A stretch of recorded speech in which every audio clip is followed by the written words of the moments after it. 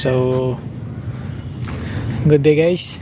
Ngayon ay pag-uusapan natin ang isa sa mga issue natin dito sa ating XRM, yung tungkol sa kanyang upuan. Pagka ganitong maulan, yung mga susian ay minsan ay tumitigas kapag ka nababad sa ulan yung ating mga sasakyan. Gaya nito guys. Yan. Ayan. Nasa 984 kilometers na yung ating tinakbo. Pagka maulan ay minsan matigas yung ating mga susian. So isa rin ito sa binanggit natin na mga bad issue ng ating XRM, pero hindi naman ito masyadong malala talaga. Kaya naman to guys. So gagamitan ko siya ngayon ng VS1 protector. So i-open natin. Pansin nyo guys, medyo matigas siyang i-open. Yan. Ayun.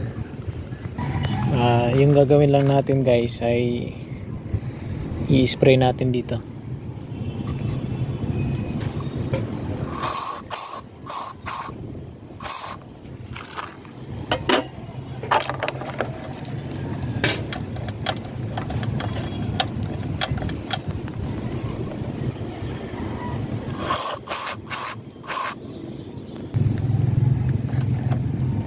Para malambot na siya. So ayan, susubukan na nating ilak. Ayan. Ayun. Ayos. So okay na. So ayan lang guys. Kanina matigas, ngayon ay lumambot na siya. Ayan.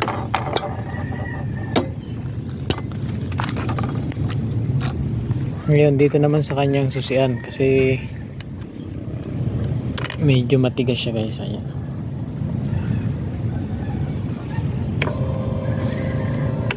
Lagyan na lang natin.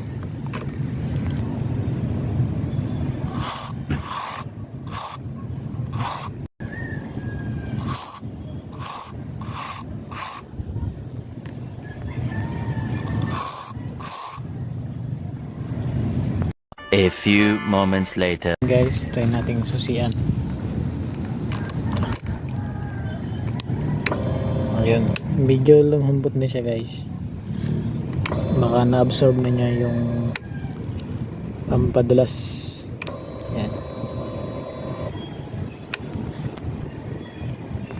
So hanggang ngayon kasi guys, naulan pa rin dito. Buti nga ngayon ay medyo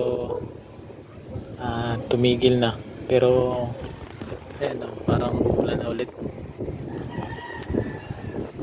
Kalimitan na kasing problema natin kapag ka maulan ay yung mga ano natin yung mga susian, yung kadena.